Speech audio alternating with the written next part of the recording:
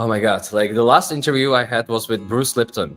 It's 7 months ago. So I hope my English will survive today. Thomas. It will, I'm sure.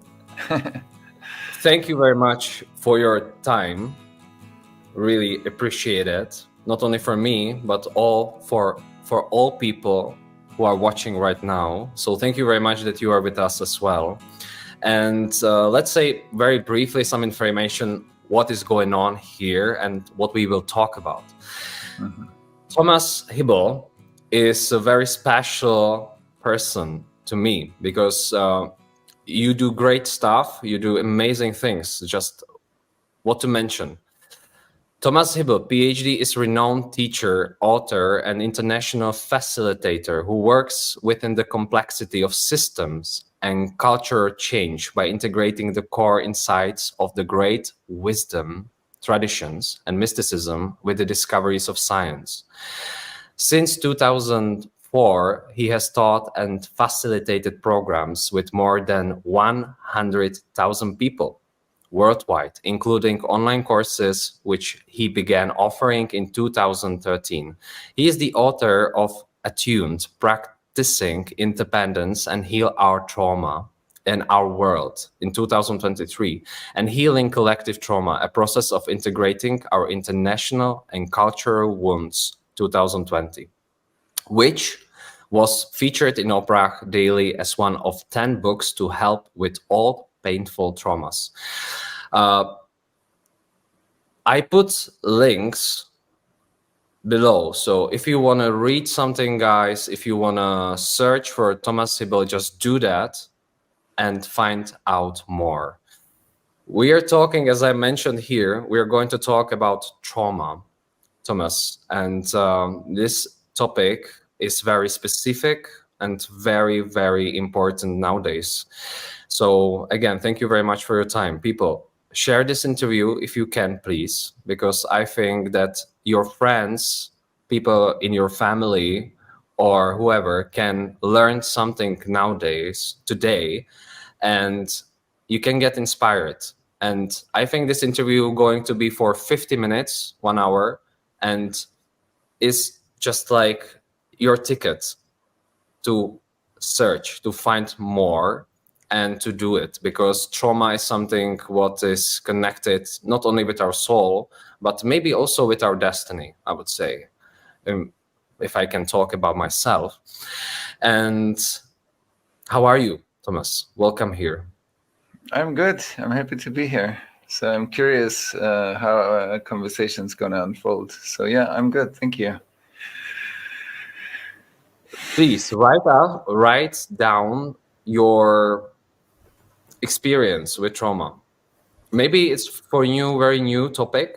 Maybe you never thought about it. So please write us down your comments about your experience with this topic. And if you ever search for it, please, guys, thank you very much. And thank you for sharing. If you're new here, just subscribe. And as I mentioned, all links are below.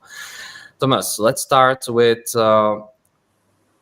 very short explanation, if you can, please, to do it for us. Like, what is collective trauma? What is it? How it works? Okay. So I think we need to define first what trauma is, so that we all know what we are talking about. So trauma, or we call it also the trauma response, is the inner response of a person, an organization, a society, in very adverse, life-threatening or overwhelming situations, strongly overwhelming situations. So let's say my nervous system is like a biocomputer. When there's so much data, like in abusive situation, when there's violence, when there's a war, when there is like also children when they're in a attachment phase and they're being neglected or they're being hurt, then there's so much impact, pain, emotion, stress, whatever, physical impact, that the nervous system cannot process it. And then a few things happen. One is you have a very high stress level, and the nervous system knows how to take the pain, put it in a compartment, and shut it down. That's a simple description. So it's like it numbs the pain so that we can survive better, which is intelligent. And some people that have seen people after car accidents, sometimes people are very hurt, but they don't feel pain. They still talk as if nothing happened. They're a bit excited, but they're like a bit of a ghost in their own experience. And that's a little bit of a description of how trauma lives inside of us. So it's not the experience, it's the process that happens in us. And so this gives us also sign of symptoms, like either, many people, when we become very reactive, somebody says something and you be, like that's a trauma symptom because you react in a way that is not proportional to the situation. And so there's either a very high fight mechanism, like we become aggressive, or flight mechanism. I want to run away. I'm scared. So either I'm aggressive or I'm scared. On the other hand, the shutdown leads to the fact I stop feeling part of my body. I stop feeling my emotions. I become distant. I become indifferent. I don't participate in things. I'm kind of like a bit disconnected from the experience that's happening around me. That's another set of symptoms. So some people, when they get triggered, it's very noisy. Some people, when they get triggered, it's like just quiet. But that's also trauma. And the other one that I think many people, or that are very pandemic in our society, like in our world, is that we feel separate. We feel separate from nature. We feel separate from each other. We feel separate when there's stress in the system and a lot of fragmentation comes up, a lot of polarization, one against the other, versus being able to have a constructive, creative, also critical dialogue. So, and that's why that can happen in a person. Of course, trauma is often in the attachment process happening for kids when the parents are not attuned, when the parents don't take care or inappropriately care for their kids. But also the trauma that our ancestors, our parents, our grandparents, our great-grandparents went through affects us. And there are science data that already shows mechanisms how that's going. And then I believe big things like the Second World War or the East-West separation in Europe, for example, is another collective trauma. It affects many people at the same time. The COVID pandemic, or wars, dictatorships, colonialism, racism, anti-Semitism, gender violence. I mean, we have all around the world, we have systems that are traumatized. And the issue with collective trauma is that we all grew up in a world that was already traumatized before we came. It's like you grow up in a water, you're living your whole life in that ecosystem, but there's a substance in the ecosystem that you don't know about because it was there ever since. Like from all the time of your life, you were breathing this. So we were all conditioned, and that's why we often say, this is how life is. When people fight, when politicians fight, or the society is fragmented, or we have wars over and over again, we say, that's life. And I would say, no, that's not life. That's life when it's hurt. And I think it's very important to say that, so for us to take care of it. So collective trauma is often invisible to us. It lives in our language, it lives in our systems, it lives in our political systems, but often we don't call it that way. So that's why I wrote a book about them. Mm-hmm. Thank you very much for saying these words. It's a lot we can talk about, actually. But let me ask you a specific question, Thomas, because you have experience with the Czech Republic. You lived there for, I think, 4 years. You wrote it down in one of your books as well. So you have experience, and you're talking about trauma, that it can be invisible.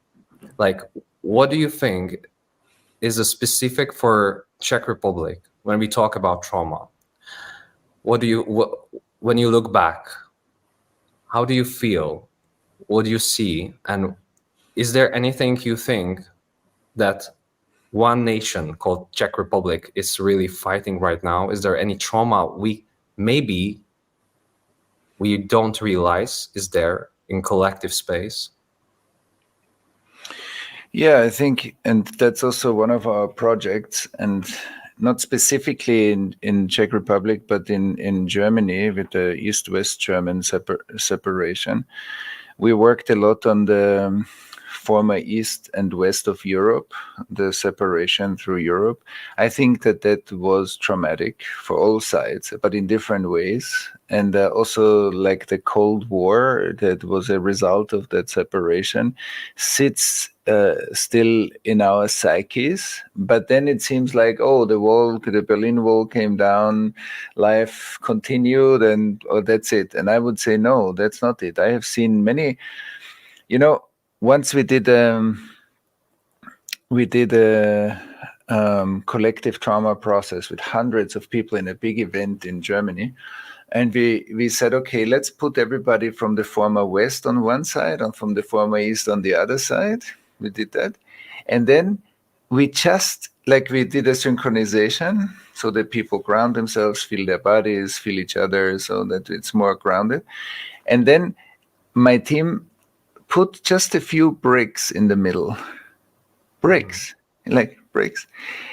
And after putting 4 or 5 bricks in the middle, there was such an emotional wave going through the whole room. People start crying, and strong emotions came up out of nothing. It was a group of people that just came for this exercise to the space, and that shows. And I have seen this over and over again, that when we touch, like the collective trauma is like a network, because many people experienced at a certain time in history or in their lives, or their ancestors, like their parents or grandparents' lives, a similar experience. So it's like an archaeological layer in the ground. And when it gets spoken to, and I think that's, when it's spoken to, it comes out. And I think that's also something that is still not integrated, because it's not that that's good or bad, because that's just a side effect of life and of history, of what happened in our societies. But we don't have a good way to integrate the traumas of the past. And that's why they keep in the collective unconscious and they stay suppressed. But they have effects, and those effects we don't often see. We see it when a new crisis comes or when a new stress factor comes. Then we see how those systems are actually fragile, fragmented. People fight. We lose the capacity to hear each other. We cannot anymore have creative conversations. We see a lot of, look at social media at the moment. There's so much polarization. You talk about climate change, it's like a war. You talk about the wars in the world, it's a war on social media. And that, I think, or even news, news sometimes put images on the newspapers or online, and this is too much. And that, like, new trauma triggers the trauma that was there before, and then many people get overloaded. They cannot handle their emotions. They cannot anymore be in relationship, and that I think is very detrimental. Like, it hurts public health. It's not supporting conversation. That's not conversation anymore. That's that's fighting. It makes the polarization in the society big. It separates people more than brings people together to solve problems together.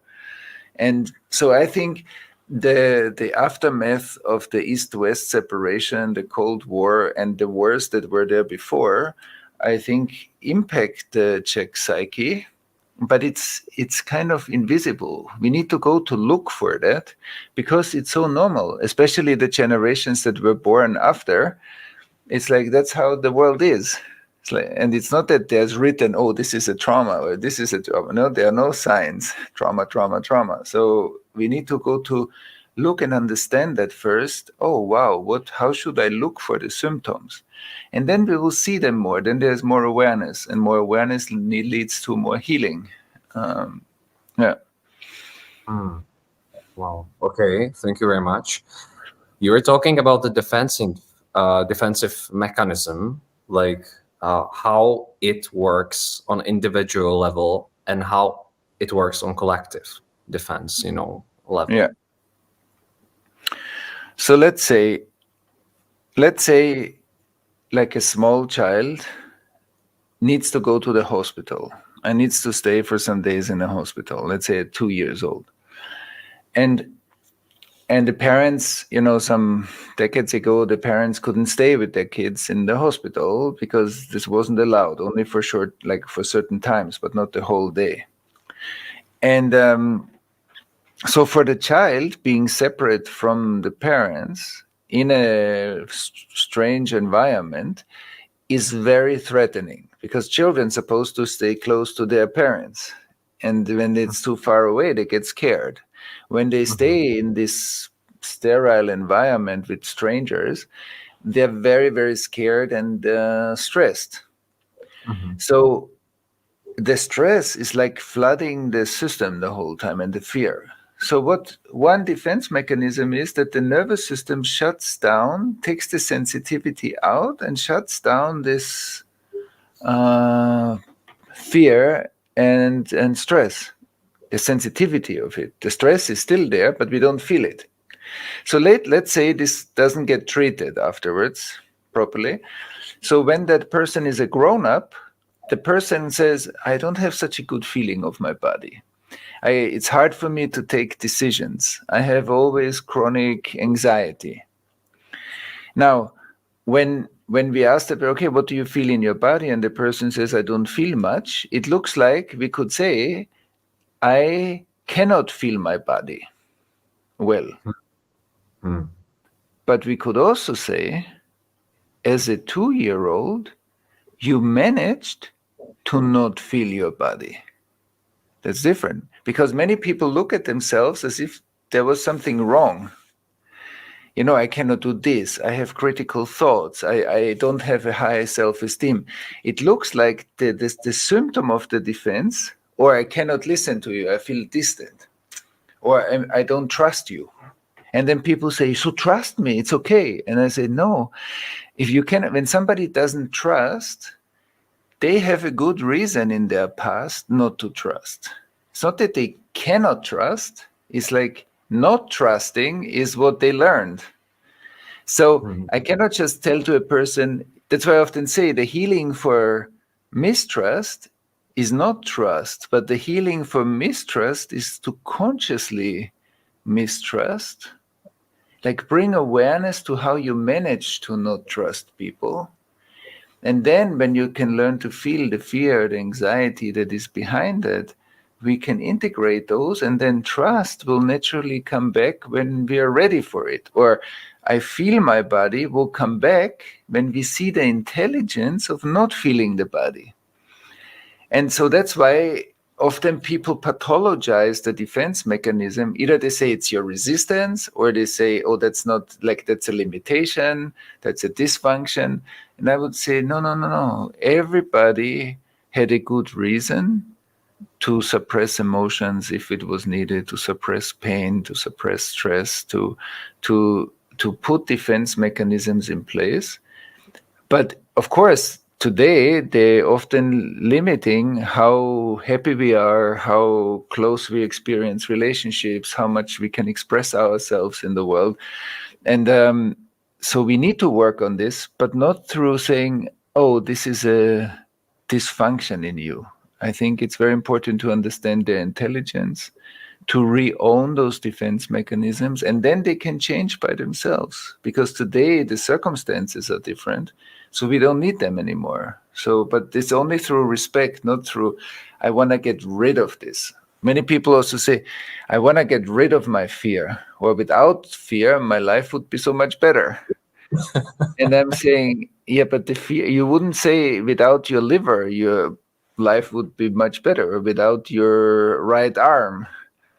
And then people say no. And I say, right, so why? Why would you not cut off your arm, but you would cut off your fear? It's the same. It's a part of you. It's not the fear that disturbs me. That's already a sign that we have a defense against the fear. But that's why it cannot process itself, and that's why it keeps staying there. So we are afraid again and again and again. And that's what trauma does, again and again and again. Wow, it's so really interesting, because we had the election, European election in my country, Thomas, and I saw the process on internet, on social media. Like, people, they were voting, and all of a sudden, after it was ended, 1-2 days, and they were writing on social media, "Oh, I'm disappointed. It's bad again. Like, I chose wrong." So what you're saying, explanation for that can be that they are not actually so bad, but as well that we can have some trauma with trust, that we don't trust people, basically. Am I right? Does it work like that? Absolutely. We don't trust means we don't feel each other. Wow. Trust is based on feeling. It's like the relationship means I feel you and I feel how you feel me. I feel you feeling me. Is the basic building block, the basic brick of relating is I feel you and I feel you feeling me. When we feel each other, we feel closer. And when there's trauma, we stop feeling each other. We don't trust. But not trusting means I'm not fully feeling you, who you are. That's why then I say, oh, I'm disappointed that you are different. Yeah, but I could have felt it. The fact that I say afterwards, oh, I'm so disappointed that you react like this, means that the first time I saw you, I didn't feel you. So then later I come and say, yeah, but now you're different than I thought. Yeah, but that also says something about me, because I didn't feel you. So, and then I complain about that I didn't feel you. So that's but we assume that that's right, because it's so collective. Then we say, yeah, but the person, you cannot really know who a person is. And I would say, yeah, but we can feel much more. Maybe you cannot 100% know who somebody is, but you can have a pretty good sense of people. And if you don't have it, that's also okay. But then let's have a look what that means. Then let's not just say that's how it is. Like, it's not how it is. Often I say, in intimate relationships, I say the marriage is the time that it takes to find out what you didn't see in the first moment. So because in the first moment, all this is there, but later we say, no, now I see that you're like that. And now I see that you're like that. So yeah, but that was there in the beginning too. That just didn't come now. It was just more hidden. And now we are finding out what everything was hidden. And now we are working it out together to get to know each other. But all of that was there at the beginning too. Wow. So, Thomas, like around 300,000 people following me, and I see that now, what is going on in their heads. Like, okay, but I have some bad experience. So is it trauma? Like, how can I recognize the experience from trauma? Because, we learn, we are in process of learning. And when I do something bad, I can have experience like not to do that. But when we talk about social media right now and about the politicians, okay, how can I recognize, like, am I traumatized when I don't trust people, basically? Or is it some experience that they do something is wrong? Can I recognize it somehow, simply? Yes, because first of all, yes, we can. So not every discomfort, not every time somebody has an uncomfortable experience, the person is traumatized. No, sometimes it's upsetting, sometimes it's scary, sometimes it's sad, sometimes, it's not that every time there is something happens in my life, I'm traumatized. No. What is important is that kids especially in the first years of their life, are very fragile, and their bodies and their nervous systems and their psyche, when it's developing, can be easily traumatized. That's why how parenting works, if people beat their kids, that's traumatizing. Okay, that's in most of the cases that will create trauma. If we neglect our children and we don't care for them, that's traumatizing. So there are some things, or when people are either emotionally or physically violent, often when people get divorced, then there are certain things, we call those also ACEs, adverse childhood experiences, and there are many studies about this. You can find it in the brain, how it looks like when children are traumatized, how the brain develops. You can see later when we are grown-ups that the more childhood trauma we have, the more likely we have health issues later, mental or physical health issues. So there is a lot of science already, and people can read about this. There's a lot of scientific research about trauma. So these are traumatizing. When somebody has a car accident, or is a soldier in a war, or is being bullied or hurt through violence, these are all most probably traumatizing experiences. Although it also depends always, when trauma happens, how much positive. So there's adverse childhood experiences, like the painful, and there's positive childhood experiences. Did I have a parent who really helped me, who was warm, who cared for me in the moments that were difficult? That reduces trauma. So it's not only what happens, it's also what were the circumstances and how much support did I have when that happened to me. The more support I have, the less trauma I have later in life. So we need to always see that the experience is not always the only indicator for how traumatizing it is. So it's the whole thing. But of course, later on in life, we have a certain resilience. And sometimes we go through difficult things, and it's not traumatizing because, we will feel uncomfortable for some time. We learn something, as you said, and we move on. That's also a regular learning process. But when I say I'm mistrusting people, I don't trust you because you think differently, that has nothing to do with you. If I'm connected, if I feel you, even if I 100% disagree with what you're saying, I'm not mistrusting you.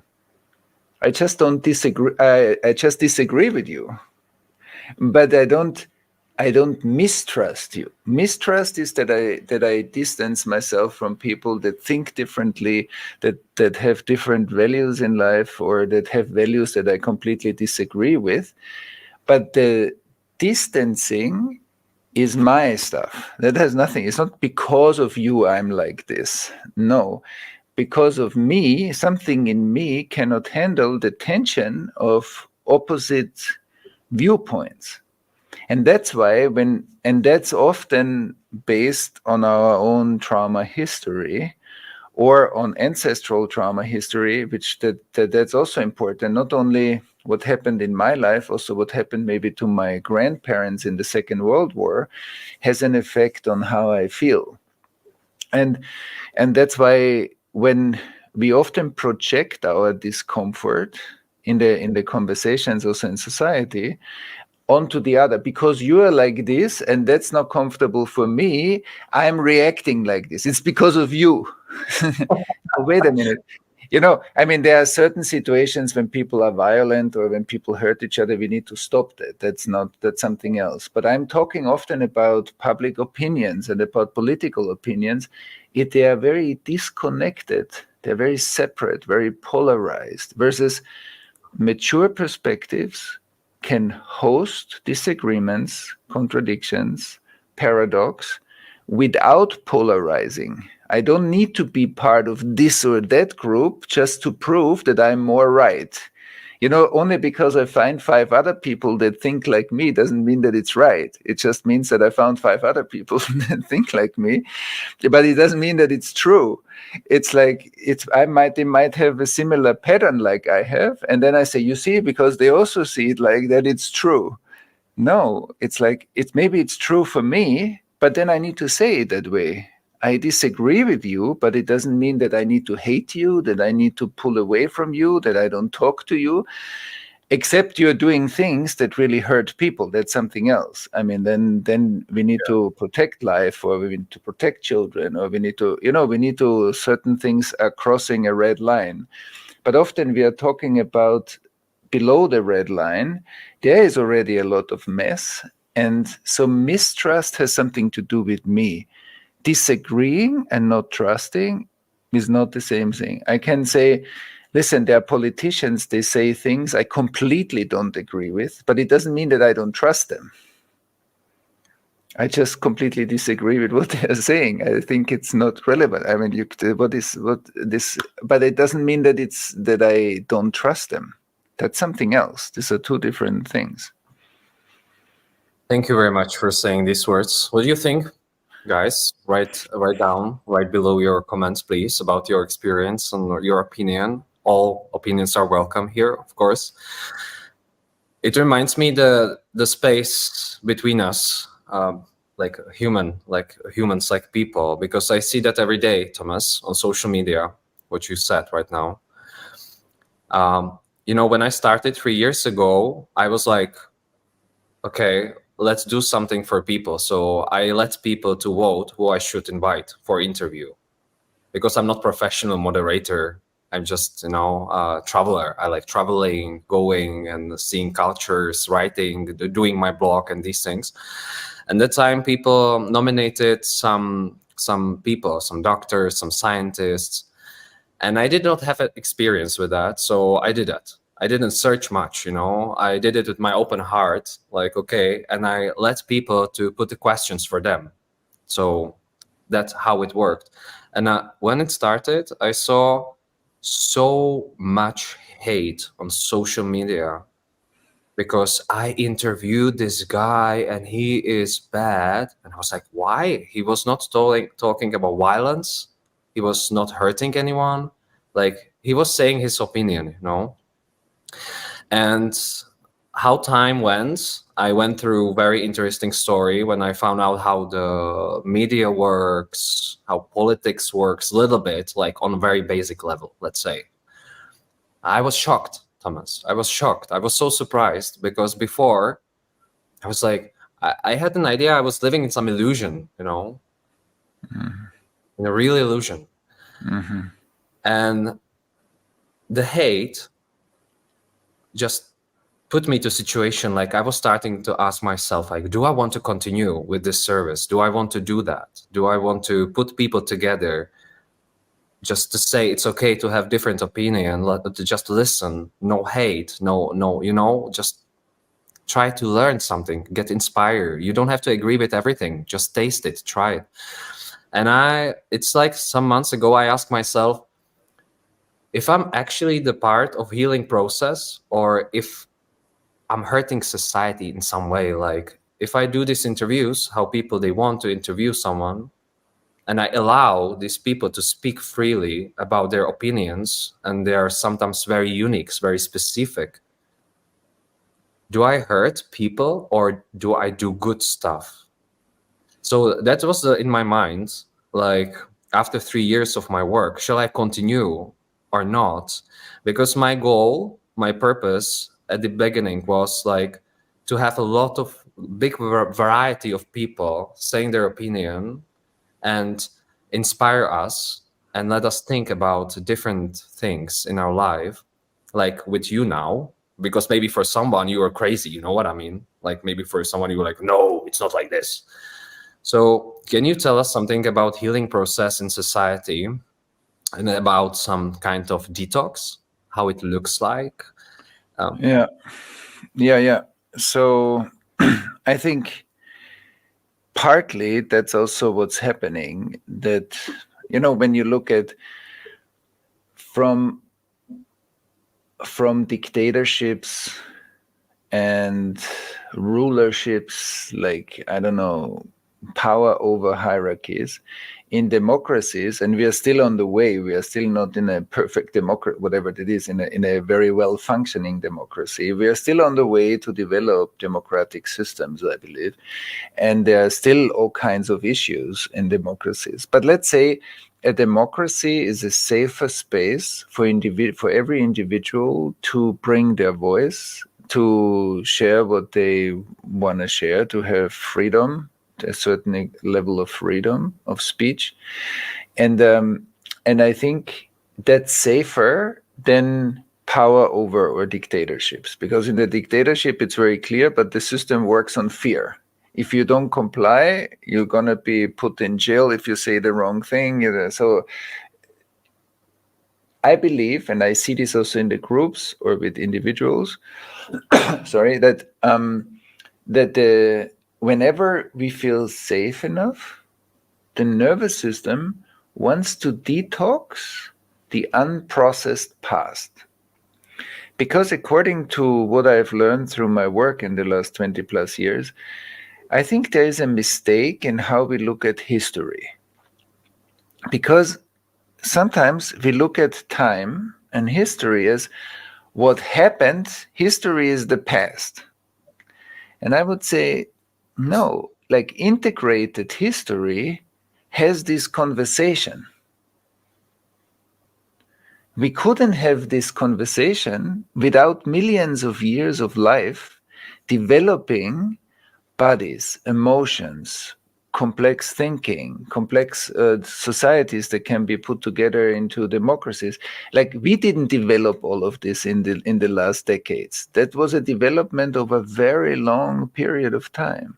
So we could say all the functions and the thinking and the capacity and all the inventions that we can have a video conference here, all that needed to happen before that we developed computers, we developed the internet, we developed this technology here to have this conversation. It's not that we did all of this, like all until developing electricity or fire or everything is in this video conference. So history, I believe integrated history is the present moment. And it's not the past. And unintegrated history, the history that was too painful to be processed and learned from, all the trauma of the past is actually the past. Because these are fears, these are anger, aggression, like this is all the uncried tears, all the shame, all the guilt, all the ethical transgressions that led up to our world today. All that unprocessed stuff is what Segi Jung is like. There is a collective unconscious and there's a pool of all the stuff that we never cleaned. Like as if there's a lot of mess in the living room, but we don't see it. It only hurts when we fall over it. You know, you say, oh, why did I fall now? But we don't see that there was something lying and we just fell over. And so the unintegrated history, I believe, is really the past. And that's important because when we talk about detox, whenever somebody feels safe enough, the pain of the past can come up. We see this with many people when we become more quiet, or when people try to do mindfulness practices or want to meditate or be just quiet. For some people, they cannot be quiet because in the moment they are quiet, a lot of stress comes up. And then you take the phone, you read the news, you do this, instead of just be quiet, and then the mind's running, all the things that we didn't do, and we think of events of the past that were painful. And so this is all a sign that there's a lot of storage of data that has never been processed. And we don't have a good culture at the moment to process the unprocessed data. So it stays there until people burn out, we have new conflicts and so on. So the detox that you are asking is actually a self-healing function. Our bodies want to heal. Our psyches want to heal. Our societies want to heal, I believe. Like the biosphere, life wants to heal. We all know this. When you cut your finger and after a week you don't see it anymore, the self-healing mechanism healed it. And so there are attempts of society to heal itself, but often we try to shut it down. And we don't want to feel uncomfortable. That's why we try to push this stuff away. And I think what we see at the moment, a lot of aggression and the fragmentation in different, in the last years, as the social media platforms also are growing, are attempts to detox, but often very unconscious attempts to detox. Because I said it before, the basic building block of relating is I feel you, and I feel you feeling me. That's also regulation in relationship. When I feel you, I will not hurt you. I will maybe say things that I want to say to clarify things, but I will not hurt you, not physically and not otherwise.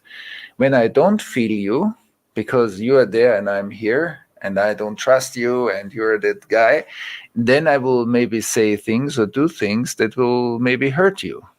But it doesn't happen when people are connected. And that's why when you look at social media, that's why I say often to people, write emails, write messages, post on social media when you feel that person. Don't do it just without feeling that person. Because you might say things, it's like as if you vomit your stuff on the internet. That's not truth, and I don't think that that's freedom. Because if that person was in front of you, you wouldn't say half of the things maybe. Because in this anonymous vomiting of stuff, you just put your stuff out. But that's not relationship. So we haven't learned yet how to use this digital space in a more regulated way that we really can figure things out. We say, yes, I hear that you're saying things for me. It absolutely doesn't make sense, but I'm here with you. Let's figure this out. Let's be in the discomfort of you say A, I see B, and in the middle is a canyon, and there we don't know what to do with it. Let's be with that. That's better than to accuse each other, to hurt each other, like with words. On social media. I think that's a very unconscious attempt to get rid of aggression and to get rid of all kinds of stuff that has nothing to do with this situation, but that is a disowned inner process. And I think we have to learn, because the technology also provides us, we can do what we do right now with the same technology. And I think we really have to mature into a social media space. We have to mature into processing stuff together as societies. And I believe we need to really learn digital regulation and digital detox, how that works. And that's why I think many social media companies really have to learn about collective trauma, because that's what shows up on the social media platforms all the time. And if we don't take care of it, it's just a mess. But it doesn't have to be a mess. It can be a learning process. And the beauty is, whenever we integrate trauma, there is post-traumatic learning. So when trauma is unintegrated, we don't learn. It's like, that's why it comes back again and again as memories. Oh, that happened to me, as fears, as anger, as sadness, as depression, as whatever. But when I integrate the trauma, I grow. I become more mature. I become more open. I become more connected, clearer, grounded, and I learn. So let's imagine all the trauma that sits in our societies. When we step by step integrate those, how much we grow together. And I think we will grow as societies, and we will reduce all this polarization, fragmentation, racism. This group hates this group and that group hates that group, versus saying, when we look in history, that just take colonialism, like, Eurocentric societies colonized huge parts of the world, created huge trauma around the world, and now we are supposed to solve climate change together. But if we say, listen, if we don't own that a lot of the trauma, then we say, oh, there are so many drugs in Latin America and there's so high criminal rates in Latin America. Of course. Like a lot of the European heritage created that trauma that led up to these side effects and these after effects. So we need a culture to re-own, to acknowledge, to see, yes, even in Europe, so many countries fought wars with each other. And now we're creating the European Union, but in a way underneath, the First World War, the Second World War, the 30-year war, like all these wars are huge wounds in Europe. And when we unify Europe, of course we will have these issues, like with the European elections and this country against this country, and we're not supporting each other. Yes, but that's the process, how we learn, detox, heal, and become wiser as a world. Thank you very much for sharing these ideas with us, Thomas. Like, question now, which comes up is like what I need, because you were talking about, how social media affects our life right now. So how can I be able, how can I get control? How can I own my emotions? How be able to own that? You know, can you explain to us, like, for people, because they are on social media all the time, you know, and sometimes they are stressed, they read hate speech or something, or they are part of it. So how we can start with that? Yeah, the magic word, I think, here again is regulation. What does regulation mean? I'll give you a short example. Let's say my daughter comes to me and says, Daddy, I'm scared. Mm-hmm. And if I look at her and say, oh, don't be scared, there's nothing dangerous here in the house. So what did I do? I devalued. I said, don't be scared. When she tells me I am scared, so telling her don't be scared doesn't make any sense. It's like I'm not meeting her. The second thing is, she comes to me with an emotion, I'm scared and stressed. And I give her a rational answer. Don't be scared. There's nothing in the house. Okay. So that's not such a skillful intervention. If my daughter comes and says, Daddy, I'm scared. And I look at her, I feel her fear and her stress. I say, yes, I feel you are stressed and scared. Come to me. Come. In the moment I honor her fear, my nervous system and her nervous system create a mutual space. Her fear becomes a fear that we share. I say, yes, I feel that you are scared. So we feel it together. And then what happens is my nervous system that is mature can give my child's nervous system like a home, safety, a connection. Her nervous system, it's called co-regulation. Down-regulates the stress, down-regulates the fear. She feels safer. So I give her a sense of safety. And that's when children are afraid. Fear is supposed to bring the kids back to the parents. We don't want the kids with the danger. We want the kids come. That makes sense for hundreds of thousands of years. And so fear is actually an emotion that connects us back to safe spaces. That's intelligent. And then when it's regulated, my daughter learns, when I'm scared, I find safety and protection. The world is actually a safe place, except it is dangerous. But for many people, the world is constantly a bit dangerous. It's never really safe because they didn't have that co-regulation.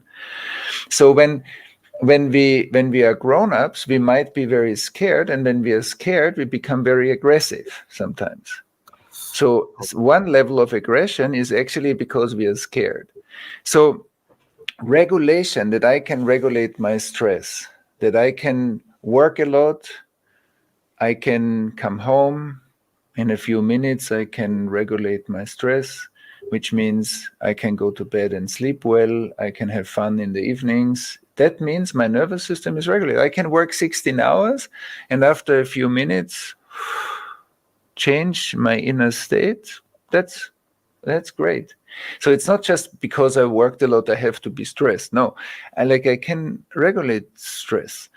And the same is true for social media. So when I feel that I become addicted to social media, when I feel I need to read, that's not regulated anymore. What is regulated means that I have the freedom to choose, is this now good for me to go online to read? Can I also, instead of that, 5 or 10 minutes, just have a cup of tea? Just spend with my family without digital, I say often non-tech assisted relationships, like just be together, like be just in the same space, talk about other things. And then I go, so there's a freedom. But for many people, we come home from work and we need to take the phone, read, and then I get angry, and then I get so then I see, wow, I'm actually not anymore in a regulated situation with what's going on in the world. And so that's why often we also recommend people, okay, if that's the case, take a break.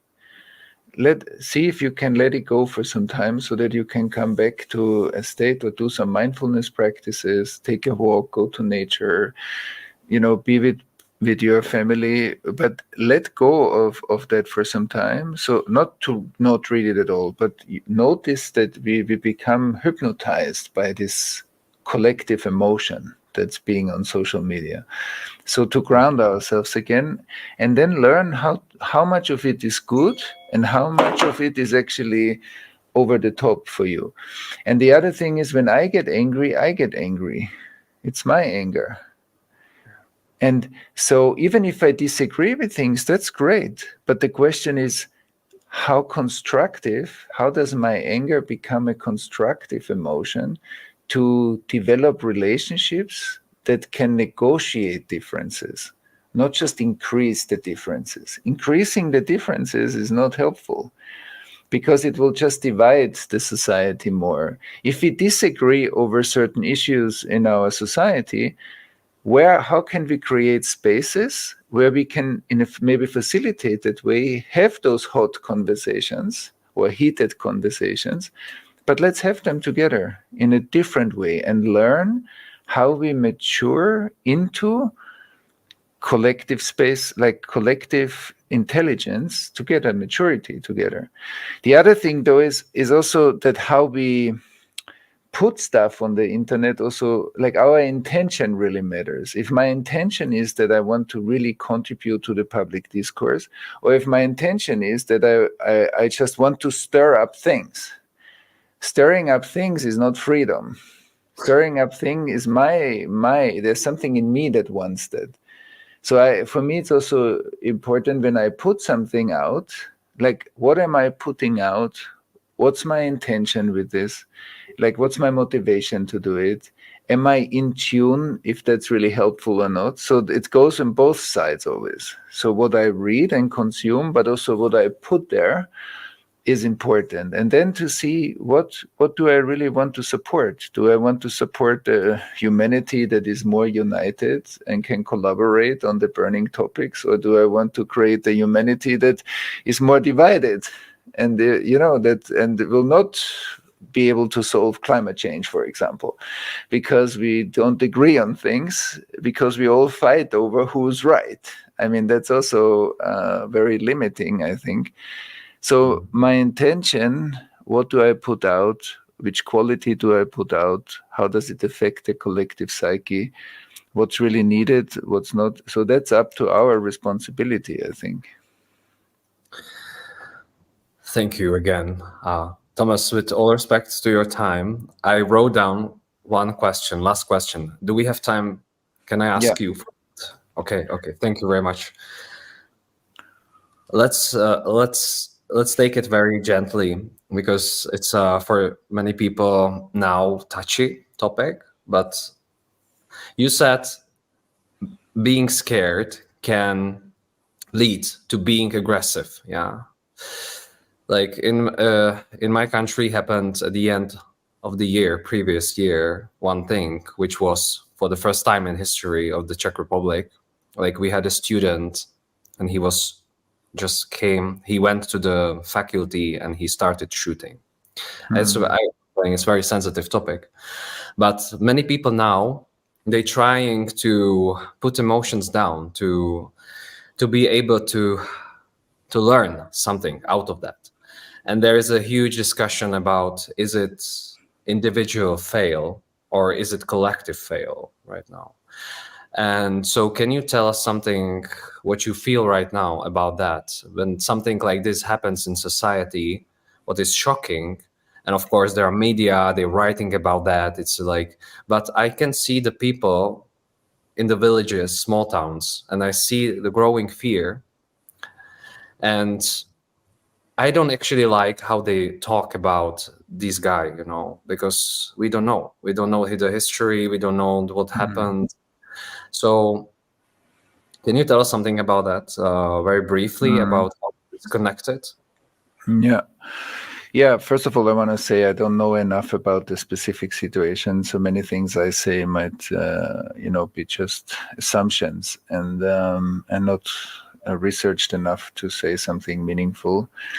At the same time, I think because that's, look into the US. I mean, there are so many hate crimes and people go to schools, shoot around. So it's not isolated to the Czech Republic. I believe it's always both. And that's why understanding trauma is so important.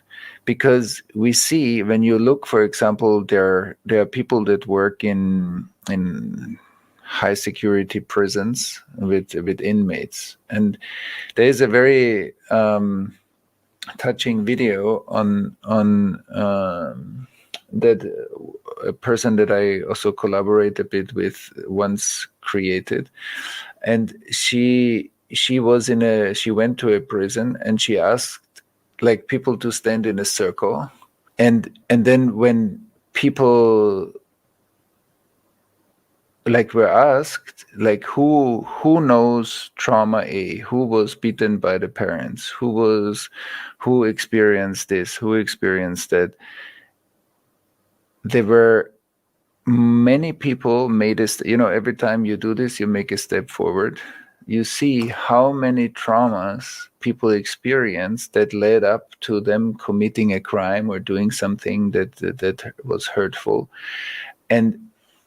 But it was so clear in that moment that you see how often we judge people because we don't know their history. What it says is that often below crime is actually a lot of hurt. And that's one thing. So understanding what leads up to violence in the society is very important. And the second thing is also that I believe we all, when somebody is in our society that feels very fragile, that feels very aggressive, that feels very unseen, not heard, like put down, shamed. Many times people also carry a lot of shame inside because they have been shamed often, and the shame becomes toxic aggression. So that we are all part of that. We are all part of looking, okay, how do I not see sometimes, or how do I not want to see some things that I noticed, but I didn't pay attention to it. I saw a person, but I saw it was a bit strange, but it's not me, it's nothing to do with me. And so all our social awareness, all our relationships, how we relate to our environments, how we treat people, all of this is important. So we can never say, I believe, it's just that person's issue. Usually around that, there are many other issues that we all co-create together that are not being considered. We see just this act. A person goes into a school or goes into maybe a university and shoots around. And of course, this needs to be stopped, and it's absolutely not okay to do that. But just to deal with it as if it has nothing to do with me, if it's just there, I think is a complete misunderstanding. And like that, we cannot solve these kind of things because they will happen again. And so when we see something like this, that I ask myself, that every citizen needs to ask, okay, what does this have to do with me? Not directly this act. It's not about the direct act. Maybe, most of the population didn't know this guy. But when I see this, first of all, what's my relationship to that situation? And secondly, what can I improve to make sure I contribute more to the safety, the relationships in my life, not there where it happened, in my life, so that I make sure I contribute more to the society, more to the public space, more to the collective than I did until now. And I think if we have this kind of conversations, then we can constantly learn something. And the more we learn, the less these kind of things will happen, because we will be more embedded. And often this happens when people don't feel that they belong, when they have been hurt themselves, when there was a lot of shaming, when there was a lot of, exclusion. So I think that